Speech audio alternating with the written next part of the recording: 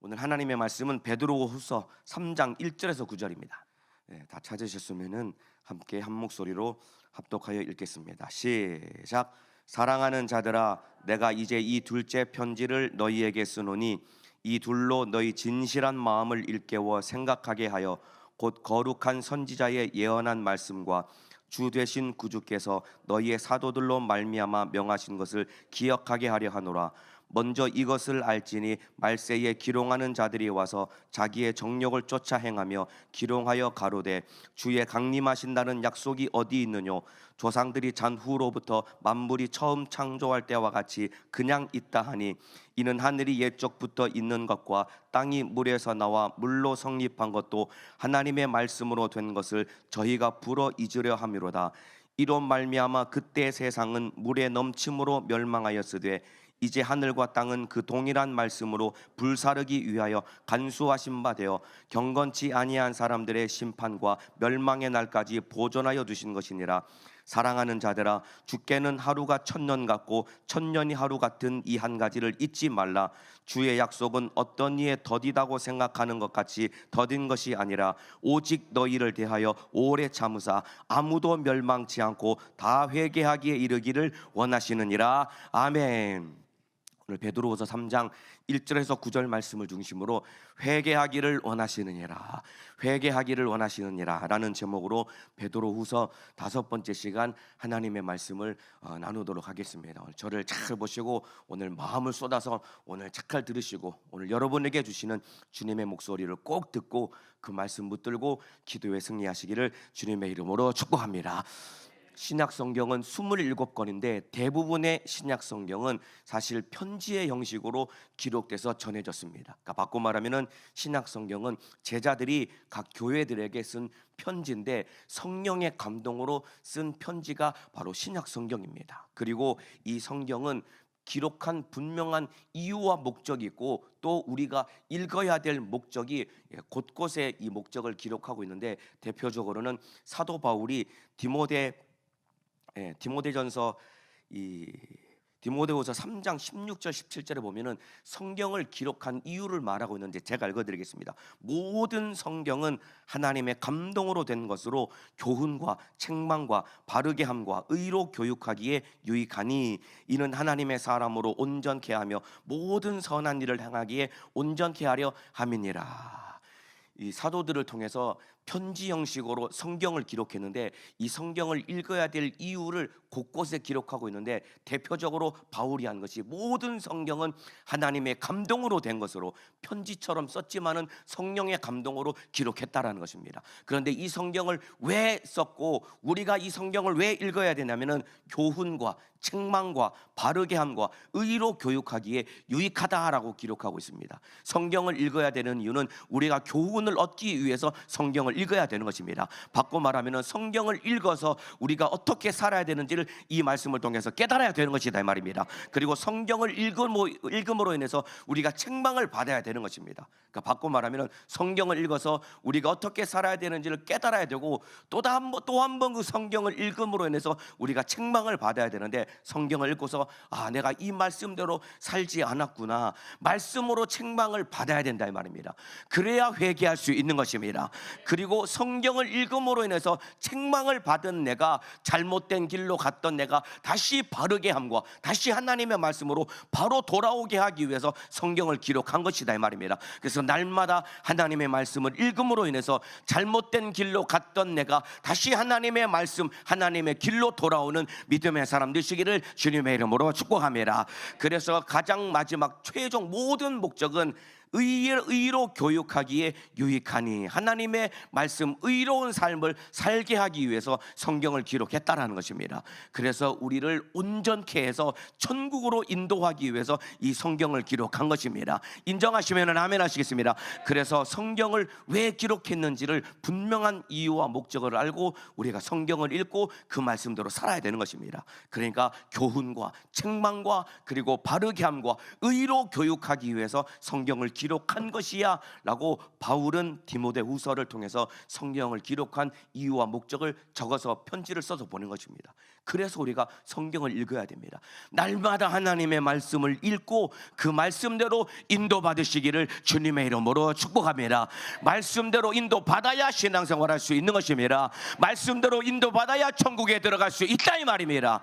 자, 그리고 똑같이 여러분 오늘 본문에도 베드로도 왜 내가 이 편지를 기록했고 성경을 왜 기록했는지 베드로도 오늘 본문에 성경을 기록한 이유와 목적을 잠깐이지만은 한켠에 성경을 기록한 목적을 기록하고 있습니다. 제가 1절 읽어드리겠습니다. 사랑하는 자들아, 내가 이제 이 둘째 편지를 너희에게 쓰노니, 두 번째 편지를 써서 보낸다라고 기록하고 있는 겁니다.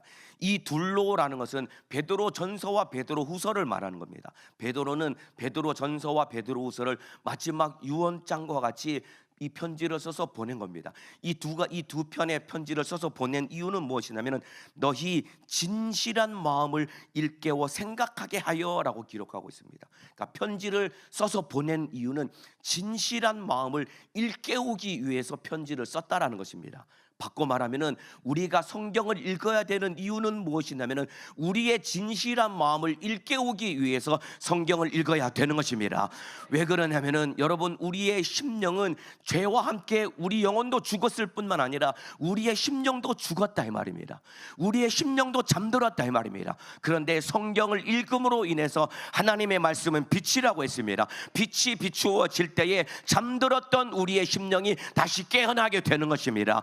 죽었던 우리의 심령이 다시 살아나게 되는 것이다 이 말입니다. 그래서 성경을 읽을 때 참으로 기록된, 그냥 똑같이 이 기록된 문자고 글이지만은 어느 날 이 성경을 읽으면은 은혜가 되기도 하고, 어느 날 성경을 읽을 때는 나도 모르게 눈물이 쏟아지고 내 안에 확신이 생겨서 그 말씀 붙들고 기도할 때 하나님을 만나는 경험을 여러분이 해봤을 것 아닙니까? 이와 같이 하나님의 말씀을 읽을 때 우리의 잠들었던 심령이 깨어나게 되는 것입니다. 죽었던 우리의 심령이 살아나게 되는 것이다 이 말입니다. 그래서 성경을 읽어야 된다 이 말입니다. 성경을 읽어야 우리의 죽었던 심령이 깨어나고 빛 대신 하나님의 말씀을 붙들고 우리가 신앙생활을 할 수 있는 것이다 이 말입니다. 그래서 성경을 읽어야 정신을 차릴 수 있는 것입니다. 여기 너희 진실한 마음을 일깨워라는 말은 세상에 빠져서 흥청망청 살며 정신 빠진 채로 살아가는 우리의 마음과 정신을 다시 바짝 차릴 수 있도록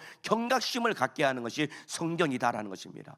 마지막 때에 우리가 가장 마음 쏟아서 해야 되는 것은 하나님의 말씀을 읽어야 되는 것입니다. 성경을 읽어야 되는 것입니다. 하나님의 목소리를 들어야 된다 이 말입니다. 그 말씀 따라 가야 된다 이 말입니다. 그래서 날마다 성경을 읽으며 살아가시기를 주님의 이름으로 축복합니다. 뿐만 아니라 여러분, 성경을 읽으면은 쉽게 말하면은 잠들었던 우리의 영혼, 죽었던 우리의 영혼이 깨어나서 우리가 다시 한번 정신을 바짝 차리게 되는데, 이렇게 죽었던 잠들었던 우리의 심령이 깨어나게 되었을 때 어떠한 더 큰 은혜를 부어주시냐면은 2절에 곧 거룩한 선지자의 예언한 말씀과 주 대신 구주께서 너희의 사도들로 말미암아 명하신 것을 기억하게 하려 하노라. 여기서 말하는 선지자의 예언한 말씀은 구약 성경을 말하는 겁니다. 그리고 주 대신 구주께서 너희의 사도들로 말미암아 명하신 것은 신약 성경을 말하는 것입니다. 그러니까 우리가 성경을 읽을 때 하나님 우리에게 어떠한 은혜를 베풀어 주시냐면은 구약 성경뿐만 아니라 신약 성경, 성경 66권을 더욱더 깊이 알고 깨닫고 그 말씀을 기억할 수 있는 은혜를 베풀어 주신다라는 것입니다. 여러분, 마지막 때 우리가 믿음을 지키기 위해서는 하나님의 말씀이 생각나야 되는 것입니다. 그 말씀을 붙들어야 된다 이 말입니다. 시험 당할 때에 말씀이 생각나는 사람은 그 말씀 붙들고 이길 수 있다 이 말입니다. 우리가 연약해질 때에 말씀이 생각나는 사람은 그 말씀 붙들고 이길 수 있는 것이다 이 말입니다. 누가 말씀이 생각나고 누가 말씀 붙들고 이길 수 있냐면은 평상시에 날마다 말씀을 읽고 기억하는 사람들이 시험을 이기고 마지막 핍박과 환난을 이길 수 있다 이 말입니다. 그래서 날마다 성경을 읽고 하나님의 뜻대로 신앙생활에 승리하시기를 주님의 이름으로 축복합니다. 성경을 읽어야 이 말씀이 기억나고 그리고 이 말씀이 생각나야 마지막 때에 속지 않고 주님의 뜻을 이룰 수 있는 것입니다. 날마다 성경을 읽고 주님의 뜻을 이루시기를 주님의 이름으로 축복합니다. 자, 그러면서 이제 마지막 때에 어떤 일이 일어나는지 이제 3절부터 기록하고 있는데 제가 읽어드리겠습니다. 먼저 이것을 알지니 말세에 기롱하는 자들이 와서 자기의 정욕을 쫓아 행하며 기롱하여 가로되 주의 강림하신다는 약속이 어디 있느냐. 조상들이 잔후로부터 만물이 처음 창조할 때와 같이 그냥 있다 하니, 이 말이 무슨 말이냐면은 마지막 때에 이 조롱하는 자들이 나타난다는 것입니다. 그러면서 그들이 뭐라고 얘기하냐면은 야, 무슨 주님이 뭘 언제 오시냐, 무슨 종말이 있냐, 심판이 뭐가 있느냐, 이렇게 이 마지막 말세를 준비하며 주님 재림을 사모하는 사람들을 막 손가락질하고 조롱한다라는 것입니다. 그렇겠죠. 우리가 주님 곧 오십니다, 마지막 때를 준비해야 됩니다 라고 주님 오심을 사모하며 마지막 때를 준비하며 산다라고 세상 사람들에게 얘기해 보세요. 그 사람들 우리를 손가락질하지 않겠습니까? 아유, 이 바보야, 지금 떨어진 주식값이나 지금 걱정해라. 비트코인 값이 떨어져가지고 지금 내 통장에 지금 잔고가 지금 마이너스가 되게 생겼는데 뭐 주님 재림이 뭐가 문제냐, 이렇게 조롱한다 이 말입니다. 이게 왜 이렇게 돼버렸냐면은 1992년도 10월 28일에 무슨 일이 일어나는지 다 아시죠?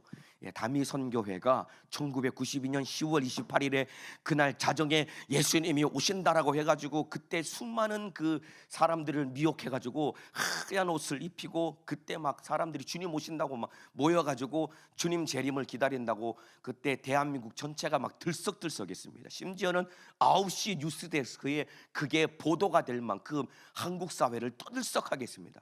그래서 진짜 주님이 오시나 보자, 진짜 주님 오시나 보자, 한국 교회뿐만 아니라 불신자들까지 저들이 주님 오시고 종말이 온다고 했는데 과연 어떻게 됐냐 보자라고 해서 9시 뉴스에 이 보도가 될 만큼 온 국민뿐만 아니라 전 세계가 관심을 가졌습니다. 그런데 안타깝게도 이게 불발로 끝나고 말았죠. 이때부터 무슨 일이 일어나게 됐냐면은 한국 교회 안에 여러분 종말에 대해서 이야기를 하면은 전부 다 미련에 터진 인간으로 취급받게 된 겁니다. 이때부터 주님 오신다, 주님의 재림이 임박했다, 종말이 다가왔다, 이 얘기하면은 전부 다 저 시한부 종말론자들이라고 손가락질 당하며 조롱당하는 이런 지경에 처하게 된 겁니다. 주님의 재림은 임박했습니다. 여러분들 믿으시면 큰 소리로 아멘 하시겠습니다. 여러분 주님의 재림은 임박했는데 언제 오실지는 모르겠지만 확실한 것은 임박했다 이 말입니다. 우리는 내일이라도 주님 오실 것처럼 주님 재림을 사모하며 준비하며 살아가야 되는 것이 우리의 신앙생활이다 이 말입니다. 그런데 이런 시한부 종말론자들의 잘못된 이런 생각들 때문에 마지막 때에 진짜 재림의 믿음을 가지고 살아가는 자들이 손가락질 당하게 되었다 이 말입니다. 그러면서 이 종말이 없다고 주장하는 이 조롱하는 자들의 이 주장이 무엇이냐면은 4절에 조상들이 잔후로부터 만물이 처음 창조할 때와 같이 그냥 있다 하니, 이게 무슨 말이냐면은 야, 세월이 그렇게 오래 흘렀는데 모든 천지 만물이 그냥 그대로 있지 않느냐, 그런데 무슨 주님이 오신다라고 그렇게 이상한 헛소리를 하고 있느냐라고 손가락질하는 겁니다. 이게 쉽게 말하면 무엇이냐면은 한국 사회에 깊이 뿌리 잡고 있는 것이 무엇이냐면은 안전불감증입니다. 안전불감증 뭔지 아시죠? 안전에 대한 불감증 때문에 우리나라의 큰 상품백화점도 무너지고 성수대교도 무너지고 이런 큰 대형 사고가 일어나는 이유는 무엇이냐면 안전불감증 때문에 이런 사건이 일어나게 되는데, 이것보다 더 무서운 것이 무엇이냐면 종말에 대한 불감증인 것입니다. 주님의 재림에 대한 불감증인 것입니다. 이거 저와 여러분 안에 있는 것 아닙니까 여러분들? 주님의 재림에 대한 아무런 경각심이 없이 종말에 대한, 주님의 재림에 대한 불감증으로 가득하니까 주님 오신다라고 하지만은 전혀 경각심 없이 세상에 빠져서 정욕적으로 살아가는 것이 저와 여러분의 모습 아닙니까? 저와 여러분은 날마다 깨어서 주님의 재림을 사모하며 기다리며 신앙생활해야 되는 것입니다. 그렇게 사시기를 주님의 이름으로 축복합니다. 이들이 오래전부터 오랜 세월 동안 천지 만물이 그대로 있는 것 아니냐, 무슨 심판이냐라고 그렇게 주장을 하지만은 이들이 잊고 있는 사실이 하나가 있는데 그것이 무엇이냐면은 5절 6절입니다. 제가 읽어드리겠습니다. 이는 하늘이 옛적부터 있는 것과 같이 땅이 물에서 나와 물로 성립한 것도 하나님의 말씀으로 된 것을 저희가 불어 잊으려 함이로다. 이로 말미암아 그때 세상은 물에 넘침으로 멸망하였으되. 오랜 세월 동안 이 모든 천지 만물이 그대로 있는데 무슨 천지 만물이 사라지고 멸망이 있느냐라고 주장하지만은 여러분, 사실은 우리가 지금 발을 딛고 살아가는 이 세상은 이미 전 지구적으로 한번 심판을 받았던 곳이 우리가 살고 있는 지구인 것입니다. 우리가 지금 보고 있는 이 모든 천지 만물은 사실 하나님이 창조할 때 모습 그대로 있는 것이 아니라 이미 한번 심판을 받았던 것이고 이미 한번 인간의 죄 때문에 망가진 채로 지금 존재하고 있는 것이 우리가 살고 있는 지구다 이 말입니다. 그런데 이 사람들이 이 사실을 잊어버린 채 무슨 심판이 있느냐, 과거에 이미 심판이 있었는데, 그리고 과거에 심판이 있었기 때문에 다가올 종말에도 심판이 있는 것인데 과거에 있던 심판을 잊어버리기 때문에 장차 올 세상에 무슨 심판이 있느냐라고 주장하면서 하나님의 심판을 잊어버렸다 이 말입니다. 여러분, 하나님이 천지 만물을, 지구를 창조하실 때 어떻게 창조하셨냐면은 첫째 날에 하나님이 빛을 만드셨습니다. 그래서 빛을 낮이라고 하고 어두움을 밤이라고 하나님이 칭하셨습니다. 둘째 날은 하나님이 어떤 일을 행하셨냐면은 말씀으로 궁창을 만드셨습니다. 원래 지구는 물 덩어리로 되어 있었습니다. 그런데 하나님이 물과 물이 나누어지라라고 하니까 이 물과 물이 나누어져서 우리가 보고 있는 지금 하늘 궁창이 생겨난 겁니다. 그러니까 물이, 지구를 덮고 있는 물이 있었고, 노아 홍수 이전에는 하늘 위에 물이 떠 있어서 지구를 덮고 있는 물이 있었습니다. 그리고 셋째 날에는 천하에 있는 모든 물이 한 곳으로 모이라라고 말씀하셔서 땅이 드러나서 우리가 살고 있는 이 땅을 우리가 딛고 있는 것입니다. 하나님이 이와 같이 말씀으로 만드셨고 그 말씀이 모든 천지 만물을 붙들고 있는 것입니다. 그런데 창세기 6장에 인간이 범죄함으로 인해서 하나님이 물로 심판하실 때에 붙들고 있던 그 물들을 하나님이 심판의 도구로 사용하셔서 궁창이 열려서 물이 쏟아졌다라고 해서 모든 지구가 물로 덮이게 된 것입니다. 며칠 전에 비가 막 무섭게 내리는데 진짜 무섭더라고요. 교회 앞에 이 도로에 물이 찬 거 보셨습니까? 시간당 물이 막 쏟아지니까 도로 앞에 물이 찰 만큼 엄청나게 비가 내리는데, 노아 홍수 시대는 그것과는 비교할 수 없는 엄청난 물이 쏟아졌기 때문에 온 지구가 물로 덮여지게 된 것입니다. 왜냐하면 하나님이 심판하셨기 때문이다 이 말입니다. 이와 같이 하나님은 말씀으로 범죄한 인간들을 이미 한번 심판하셨는데, 어리석고 미련한 종말에 대한 심판에 대한 전혀 경각심이 없는 자들은 무슨 심판이 있느냐라고 심판을 부정하면서 흥청망청 이 정욕적으로 살아간다 이 말입니다. 저와 여러분은 마지막 때에 우리 주님의 심판이 있음을 깨닫고 하나님의 뜻대로 살아가시기를 주님의 이름으로 축복합니다. 자, 그러면서 7절에 보면은 이제 하늘과 땅은 그 동일한 말씀으로 불사르기 위하여 간수하신 바 되어 경건치 아니한 사람들의 심판과 멸망의 날까지 보존하여 두신 것이니라. 노아 홍수 시대에 물로 심판하신 것처럼 세상 끝에도 또 한 번의 심판이 있는데 마지막 때에는 불로 심판해 버린다라는 것입니다.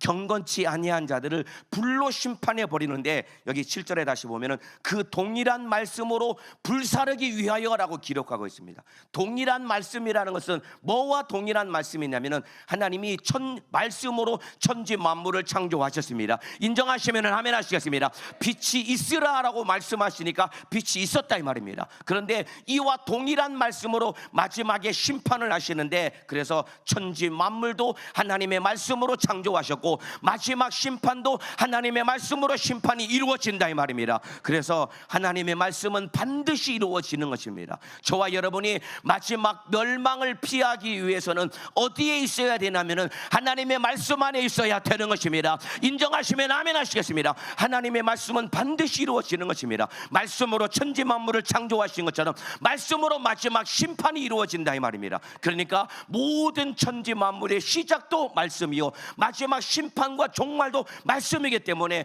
우리가 어디에 거해야 되냐면은 말씀 안에 거하는 자는 멸망을 피하게 되고 영생을 얻고 구원을 얻게 되는 것입니다. 마지막 때에 말씀 붙들고 신앙생활 하시기를 주님의 이름으로 축복합니다. 그래서 마지막 때 우리가 붙들어야 되는 것은 하나님의 말씀입니다. 그래서 1절에 너희의 진실한 마음을 일깨우기 위해서 이 편지를 썼다라는 것입니다.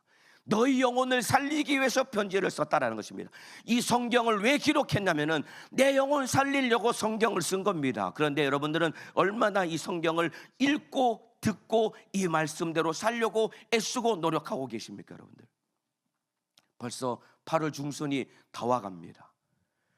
여러분 창세기부터 성경을 읽었다면은 이미 성경을 많이 읽었어야 되는데 어디까지 성경을 읽으셨습니까? 1년에 최소한 한 번은 통독해야 되지 않겠습니까? 여러분들이 한 번씩 이 취미 삼아서 틈날 때마다 유튜브를 보시죠. 영상 이런저런 영상도 보고 또 TV도 보시고 그 시간만큼만 여러분 성경을 읽으면은 1년에 1독 2독은 충분히 할 수 있습니다. 시간이 없어서 바빠서 성경을 못 읽어요. 이런 마음 하죠. 바빠가지고 성경을 못 읽는다고. 그 정말 핑계입니다. 여러분 하루에 물을 3번 이상씩 마시지 않습니까? 성경은 물 마시듯이 내 옆에 항상 성경책을 두고 그냥 틈날 때마다 그냥 읽는 겁니다. 여러분들 목마르면 물을 마시지요. 이와 똑같이 목마를 때마다 물을 마시는 것처럼 옆에다 성경책을 두고 틈날 때마다 성경을 읽으면은 하루에 1년에 성경 1독 2독 이상은 충분히 할 수 있는 것입니다. 성경을 읽어야 그 말씀이 내 심령 가운데 새겨지게 되는 것이고 성경을 읽어야 죽었던 잠들었던 내 심령이 살아나게 되는 것이고 이 말씀 안에 있어야 멸망을 피하고 주님의 뜻대로 살 수 있는 것입니다. 날마다 말씀 안에 살아가시기를 주님의 이름으로 축복합니다. 자, 8절에 사랑하는 자들아 주께는 하루가 천년 같고 천년이 하루 같은 이 한 가지를 잊지 말라. 주님께는 하루가 천년 같고 천년이 하루 같다라는 것입니다. 이 말은 하나님은 시간을 초월하신 분이라는 것입니다. 하나님은 시간을 초월하신 분이라는 것입니다. 여러분 시간도 피조물입니다. 여러분들 하나님은 시간 밖에 있는 분이기 때문에 하나님 앞에서는 하루도 천년 같고 천년도 하루와 같기 때문에 하나님은 시간을 초월하신 것입니다. 주님이 여러분 말세에는 언제부터 말세냐면은 예수님이 이 땅에 오실 때부터가 말세입니다. 그런데 주님이 승천하시고 나서 이미 2000년이 지났습니다. 그러니까 우리 마음 가운데는 주님이 승천하시고 나서 곧 오신다고 했는데 2000년이나 지났기 때문에 도대체 주님이 언제 오시는 거야? 주님이 오시기나 하는 거야? 라고 그렇게 생각하겠지만은 여러분 2000년이 지났지만은 이 8절 말씀처럼 우리에게는 긴 세월 같지만은 천년이 하루 같다라고 하는 하나님 입장에서는 2000년이 지난 긴 세월이 하나님 앞에서는 이틀밖에 안 되는 겁니다. 그러니까 언제든지 우리 주님은 오신다라고 할 때 임박한 그때에 오실 수 있는 것이다 이 말입니다.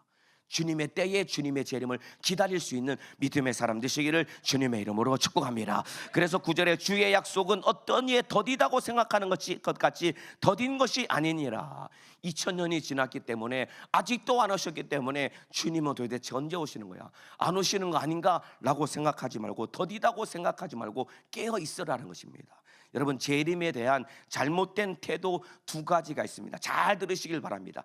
조시는 분들 눈을 번쩍 뜨시고 잘 보시길 바랍니다. 재림에 대한 잘못된 2가지 태도가 마지막 우리 영혼을 망치는데 잘못된 2가지 태도가 무엇이냐면은 첫 번째 잘못된 태도는 데살로니가 교회 성도들이 가졌던 재림의 태도입니다. 이 사람들은 어떤 태도를 가지고 있었냐면은 이 시한부 종말론자들처럼 곧 주님이 오신다라고 해가지고 이들은 그저 하늘만 쳐다보고 아무것도 하지 않았습니다. 일도 하지 아니하고 아무것도 하지 않고 그냥 맨날 하늘만 쳐다보면서 언제 주님 오시나라고 주님만 기다리면서 아무것도 하지 않았습니다. 시한부 종말론자들처럼. 그래서 바울이 이들을 향해서 너희 일해라. 주님 재림 기다린다고 하면서 아무것도 하지 않고 그냥 앉아만 있지 말고 너희 나가서 벌어 먹고 살기 위해서 일해라 라고 명령하고 있습니다. 왜냐하면 언제 주님 오실지 모르지만은 내일 주님 오신다고 할지라도 우리는 내가 있는 곳에서 내가 해야 될 일을 성실하게 잘 해야 되는 것이 우리를 향한 주님의 뜻인 것입니다. 이해가 되시면 아멘 하시겠습니다. 그래서 누구보다도 주님 오심을 가장 사모했던 사도 바울이 데살로니가 교회 성도들 향해서 너희 내일 주님 오실 것처럼 일하지 않고 그렇게 사는데 너희 그렇게 재림을 기다리는 게 아니야. 너희 가서 일해라. 일해서 벌어먹고 살기 위해서 일하면서 주님의 재림을 기다리라고 명령하고 있는 것입니다. 왜냐하면 내가 일하지 않고 그냥 주님의 재림만 기다리면은 나 때문에 모든 사람들에게 다 피해가 끼치게 되는 거예요. 왜냐하면 당장 어떻게 뭘 먹고 살 것이며 무엇을 입고 살 것이며 월세는 뭘로 낼 거, 무슨 돈으로 내고 살 것이며 이런 문제들이 현실적인 문제들이 생긴다 이 말입니다. 진짜 주님의 재림을 사모하는 사람은 내 삶을 가장 주님 보시기에 아름답게 가꾸며 주님의 재림을 기다려야 되는 것입니다. 그렇게 되기 원하시면 아멘 하시겠습니다. 이와 같이 잘못된 이 재림에 대한 태도는 시한부 종말론자들처럼 아무것도 하지 않고 주님의 재림을 기다리는 것입니다. 또 두 번째 이 재림에 대한 잘못된 태도는 오늘 본문처럼 베드로후서의 이 거짓 선생들과 같이 주님이 안 오신다고 정력적으로 살고 허랑방탕하게 사는 것이 잘못된 재림의 태도인 것입니다. 예수님은 하나님의 때에 반드시 오십니다.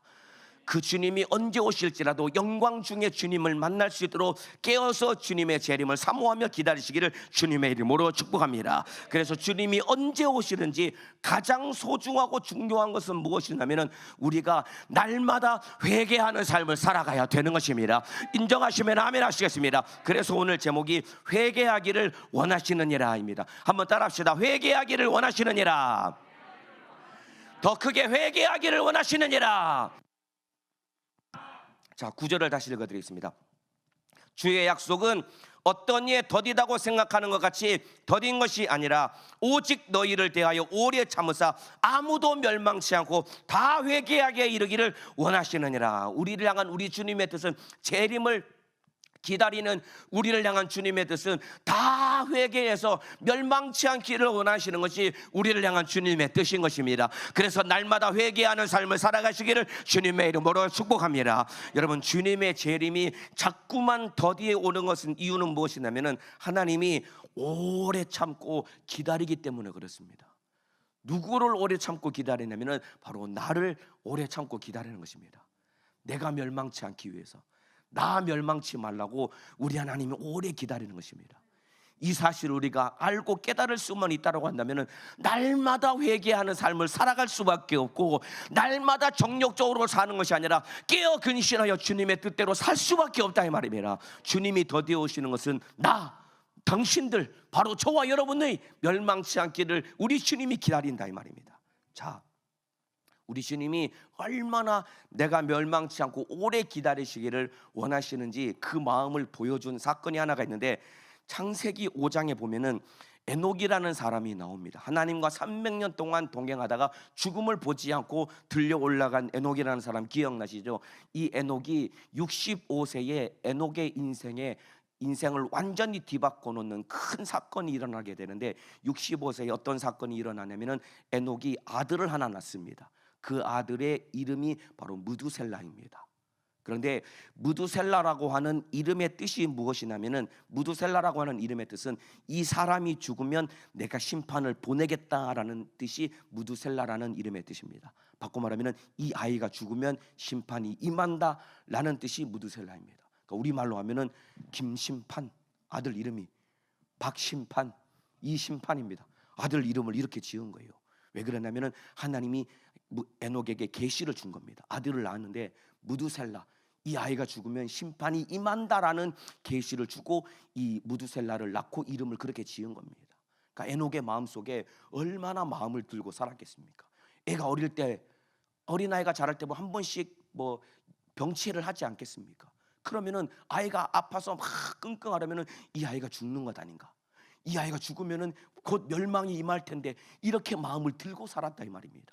그래서 에녹은 늘 하나님의 심판이 임할 것이라는 것을 인정하고 살았기 때문에 300년 동안 하나님과 동행하는 삶을 살았고, 그래서 죽음을 보지 않고 들려 올라간 첫 번째 사람이 된 것이다 이 말입니다. 이와 같이 저와 여러분은 날마다 하나님의 심판이 언제든지 내게 임한다라는 사실을 기억하며 날마다 하나님과 동행하는 삶을 살아가시기를 주님의 이름으로 축복합니다. 자, 그런데 이 무두셀라가 언제 죽게 되냐면은, 이 아이가 죽으면 심판이 임한다라는 그 이름 그대로 무두셀라가 죽고 바로 그 해에 노아 홍수 심판이 임하게 됩니다.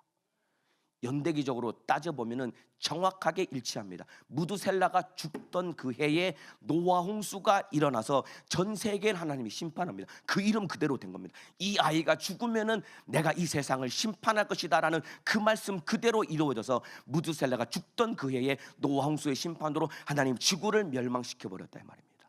그런데 여러분이 잘 아시다시피 무두셀라라는 사람이 누구냐면 성경에서 제일 오래 산 사람입니다. 969살, 제일 오래 산 사람입니다.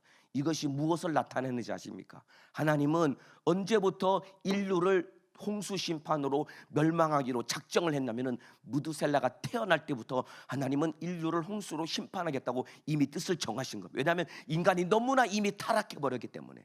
그런데 심판하기로 작정하신 하나님이 몇 년 동안 참고 기다리셨냐면 969년, 근 1000년 동안 하나님이 기다리셨습니다.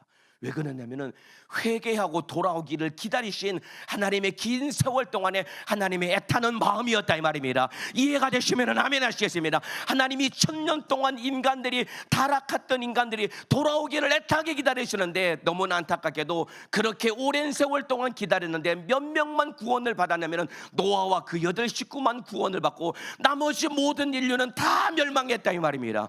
이와 같이 지금 이 시대에도 하나님은 저와 여러분이 멸망하지 않고 기다리고 계신다 이 말입니다. 우리가 회개하기를 기다리신다 이 말입니다. 그런데 우리가 회개하지 않고 허랑방탕하게 방종하며 세상에 빠져 있다고 한다면 마지막 불로 심판할 때에 우리가 구원을 받지 않고 우리도 멸망할 수밖에 없다 이 말입니다. 마지막 때에 회개하여서 심판을 면하는 믿음의 사람 되시기를 우리 주님의 이름으로 축복합니다. 주님이 재림 이 땅에 오셨을 때부터가 이미 마지막 말세가 시작되었다 이 말입니다. 2000년이 지났습니다. 왜 주님이 안 오시고 지금까지 기다리고 계실까요? 다른 사람이 아니라 바로 내가 회개하기를 기다리신다 이 말입니다. 내가 돌아오기를 기다리신다 이 말입니다. 회개라는 말은 무슨 말이냐면 돌이키라, 마음을 바꾸라, 이것이 바로 회개인 것입니다. 회개는 잘못했습니다, 내 죄를 자백하는 것도 회개지만 진짜 회개의 의미는 무엇이냐면 마음을 돌이키는 것이 회개인 것입니다. 삶의 방향을 바꾸는 것이 회개다 이 말입니다. 노아 시대의 사람들이 참으로 그들의 발걸음을 돌이켜서 방주에 탔다라고 한다면 그들이 멸망하지 않고 구원을 받았을 텐데 그들이 한 사람도 회개하지 않은 것입니다. 그 당시에 회개라는 것은 노아의 방주에 올라타는 것이 회개다 이 말입니다. 이와 똑같이 우리도 회개라는 것이 무엇이냐면 그저 잘못했습니다, 날마다 죄만 자백하고 여전히 세상에 속해서 세상에 빠져서 세상 가운데 살고 있다라고 한다면 그건 진정한 회개가 아니다 이 말입니다. 잘못했습니다라고 회개했다라면 예수 안으로 돌아와야 된다 이 말입니다. 예수 안에 있어야 된다 이 말입니다. 노아 홍수 시대에 방주에 탄 사람만 구원을 얻은 것과 똑같이 마지막 불로 심판할 때에 멸망치 않고 영생을 얻는 사람들은 예수 안에 있는 사람들만이 멸망치 않고 영생을 얻게 되는 것입니다. 회개하여서 예수께로 돌아오시기를 주님의 이름으로 축복합니다. 예수 안에 거하시기를 주님의 이름으로 축복합니다. 여러분, 하나님은 아무도 멸망치 않기를 원하시지만은 그러나 하나님이 우리에게 주신 자유의지를 하나님은 존중해 주시는 분입니다. 우리에게 주신 자유의지로 멸망하는 것을 내가 선택하면은 하나님 그건 막으시지 않습니다. 아니, 막으실 수 없는 겁니다. 내가 멸망하겠다고 멸망을 선택하면은 우리의 자유의지를 존중해 주는 분이기 때문에 하나님은 우리의 멸망을 막지 않는 것입니다. 아담에게 선악과를 먹지 말라고 명령했는데 아담이 뻔히 선악과를 먹을 때까지 하나님이 내버려 둔 이유는 그 자유의지를 하나님이 인정해 주기 때문이다 이 말입니다. 안 먹으면 살고 먹으면 죽는데 아담이 자기 의지로 먹고 죽었던 것과 똑같이 우리에게 하나님이 회개하라라고 명령하고 있습니다. 회개하면 살고 회개하지 않으면 멸망하는 것입니다. 선택은 내가 하는 것입니다. 날마다 회개하여 멸망치 않고 영생을 얻으시기를 주님의 이름으로 축복합니다. 마지막 한번 따라합시다. 회개하기를 원하시느니라. 회개하기를 원하시느니라. 회개라는 것은 예수님께로 돌아오는 것입니다. 세상에 빠져 있고 빼앗겼던 여러분의 마음을 다시 예수님께로 돌이키시길 바랍니다. 예수 안에 거하시기를 주님의 이름으로 축복합니다. 예수 안에 거한다는 것은 여러분이 예배하는 자리, 기도하는 자리, 모이는 자리, 예수 안에 있는 이 자리를 소중하게 여기고 이 자리를 지키는 것이 예수 안에 있는 것입니다. 마지막 때에 모이기를 힘써 지키며 예수 안에서 보존받고 방주에 탄 노아 8 식구들이 참으로 홍수 심판 가운데 구원을 얻은 것 같이 마지막 불로 심판할 때에 예수 안에서 구원을 얻으시기를 주님의 이름으로 축원합니다.